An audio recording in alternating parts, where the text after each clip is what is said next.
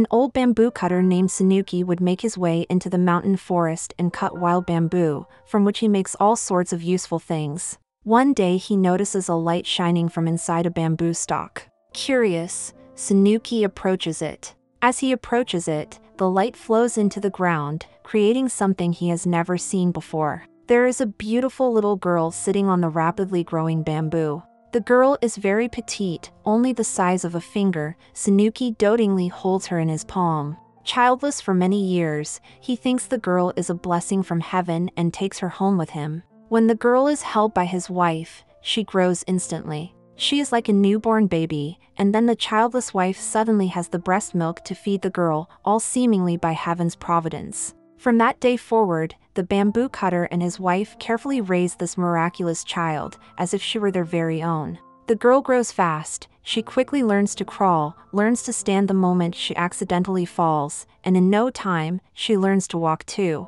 All this is seen by the neighboring children. Since the girl grows as fast as bamboo, the children name the girl Little Bamboo, but Sanuki doesn't like the name. He thinks she should be called Princess. The princess responds to Sanuki's call, and Sanuki is so happy that tears fall from his eyes. One day, the princess goes to the forest with Sanuki to cut bamboo. The princess runs away while Sanuki is busy. Not knowing the danger, she touches the wild boar piglets and is almost attacked by the boar's mother. Luckily, Sudamaru, a young boy passing by, saves her. However, the moment she touches Sudamaru, she has grown again and looks like a 5 or 6-year-old girl. The children don't think much of it and develop a close relationship with her. The crowd hums a cheerful nursery rhyme, and the princess is actually familiar with the rhyme she has never heard before and hums it in a very sad tune.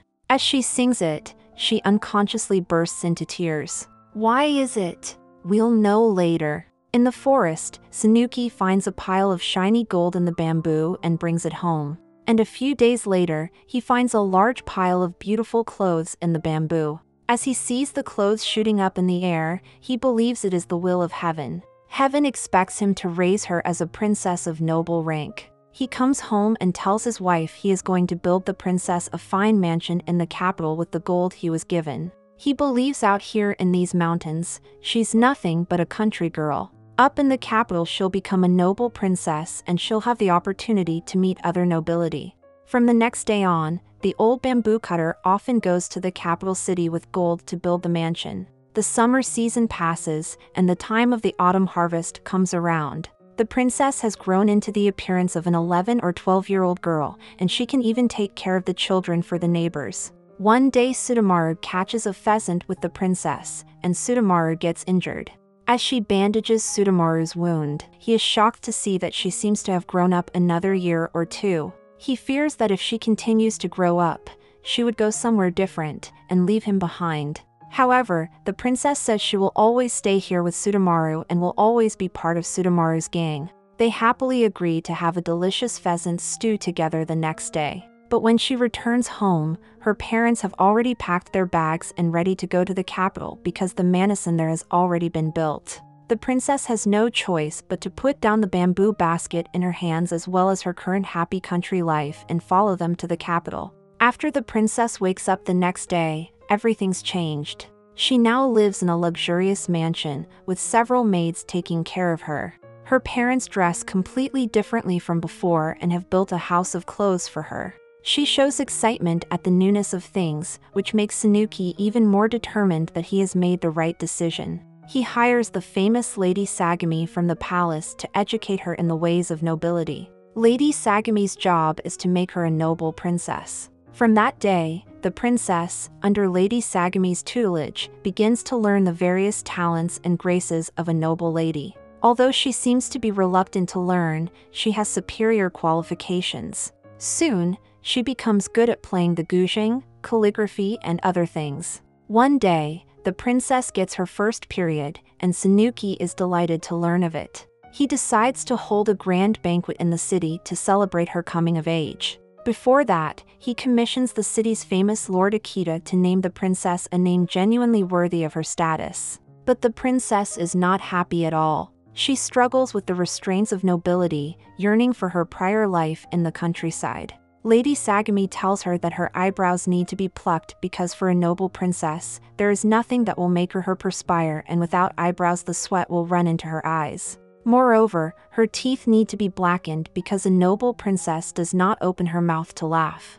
The princess refuses to pluck her eyebrows or blacken her teeth, resisting the symbols that these lords consider proper for a noblewoman, saying even a noble princess must sweat and sometimes want to laugh out loud. Later, Lord Akita comes to give her an appropriate name. He is amazed by the beauty of the princess as if she was radiating light. He says she has a form as graceful as supple bamboo, and thus, he suggests the name Princess Kaguya. As is the custom, the naming ceremony is followed by putting up the hair and donning the trailing skirt. Soon after, large numbers are invited to the great banquet to celebrate the naming of Princess Kaguya. Although the purpose of this banquet is to celebrate the taking of her name, Kaguya has to stay quietly behind the curtain, sitting like a vase. The guests begin to yell that they want to see Kaguya's beauty, and Tsunuki claims that it is not polite to do so. Then the guests begin to call Kaguya a fake princess and an ugly one. Hearing this from behind the curtain, Kaguya can't take it anymore. She breaks down and runs wildly under the moonlit night, and as she runs, she returns to the mountain where she used to live. She goes to look for Sudamaru, only to learn that Sudamaru's family has moved long ago and will not be coming back. Kaguya walks alone under the moon and she finally faints from exhaustion. From that day forward, it is as if Kaguya is another person, devoting herself to her studies and passing her days in silence. She accepts to have her eyebrows plucked out and her teeth blackened. As time goes on, rumors of the princess's beauty grow. The streets outside the mansion become cramped with people, hoping to catch a glimpse of the mysterious Kaguya. 5 of the most highborn men in the land have come to propose to Kaguya. The 5 of them sit in front of the curtain, comparing Kaguya to mythical treasures. Among these are a jewel branch from Mount Horai, the stone begging bowl of Lord Buddha, a robe of fire rat fur, jewel that shines on the dragon's neck, and the swallow's cowrie shell. Kaguya doesn't want to marry any of them because none of them are sincere. So she comes up with an idea. She tells them whoever can present her with the real treasure, she will become that noble gentleman's wife.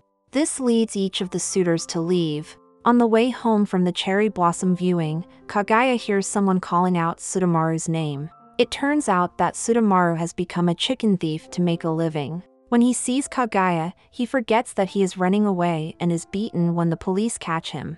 Kaguya is in pain because she can't do anything about it. 3 years pass, and one of the noblemen do bring back the treasure, a jewel branch from Mount Horai, to Kaguya.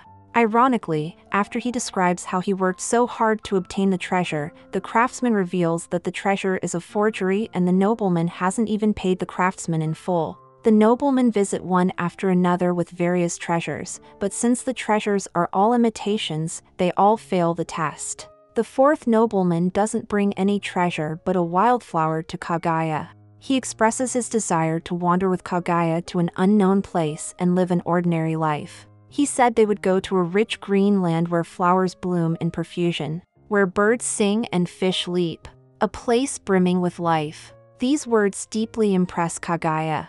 But Kaguya's mother has long seen through his lie. The nobleman pulls the curtain and is frightened by the ugly girl arranged by Kaguya's mother. It turns out that the nobleman's so-called sincerity is just a ruse built on beauty. Soon after, Kaguya is deeply shaken by the news that the 5th nobleman died after accidentally breaking his back when obtaining the treasure. Truth is false, happiness is false, and she is also false. And this false self will only bring misfortune to others. Kaguya thinks everyone's miserable, and it's all her fault. First, there was Sudamaru, followed by the 5th nobleman. But in spite of her wishes, there is even more talk of the princess, and in time, the emperor begins to show interest in her. The arrogant emperor then attempts to force himself on her, resulting in the terrified Princess Kaguya wishing to be free of this world from the bottom of her heart. What happened during this time makes Kaguya lose her desire to live. Every night after that, she gazes at the moon alone and prays that the moon would take her away. The moon hears her request and restores her memories. At this moment she remembers who she is. It turns out that Kaguya is not a human, but a fairy who used to live on the moon. Long ago in the city of the moon, a woman who had just returned from Earth sang a nursery rhyme in tears because she missed her life on the Earth. Kaguya was curious and wondered what those feelings from Earth made the woman so attached to it. That's why she broke the rules to come to the Earth. She wanted to feel all the same things that woman felt. When the Emperor tried to embrace her, she asked the moon to free her of this world. When the moon heard her prayer, it restored her memories and told her she would be brought back to the moon during the next full moon. Kaguya tells Sanuki that she actually loves Earth and doesn't want to leave. She regrets the wish she has made but is unable to take it back. Sanuki promises to protect her from being taken away and starts making the mansion into a fortress. Sanuki's wife secretly orders a carriage to take Kaguya back to the mountain where they used to live. To Kaguya's surprise, Sudamaru has moved back and is married with a child. Hearing her story, Sudamaru promises to take Kaguya to run away. They happily run around the mountain and embrace each other, soaring in the air like birds. Then Sudamaru wakes up from the ground and Kaguya is gone, thinking he has only dreamed a very real dream. On the promised day, the moon dwellers come and Sanuki's guards' attack on them is easily deflected. They come to Kaguya, saying they are going to bring her away from this impure earth. Kaguya says it's not impure. There's grief and sorrow here. There is also joy and happiness. All who live on Earth experience them in different shades. Before she can finish her speech, the moon dweller drapes the robe of the moon around Kaguya, which will erase all her memories of the Earth. In the end, Kaguya returns to the moon and ends her life as a human being. There are two scenes in the movie that really struck me. One is when Kaguya flees the capital after hearing her guests question her ugliness at the naming banquet. What frightens her is not the group of people falsely congratulating her, but the restraint that seems impossible to break. Another scene is when Sanuki learns that Kaguya is leaving, and he bursts into tears. The cruelest thing in this world is not to never have, but to take something away from you after you treat it like a treasure.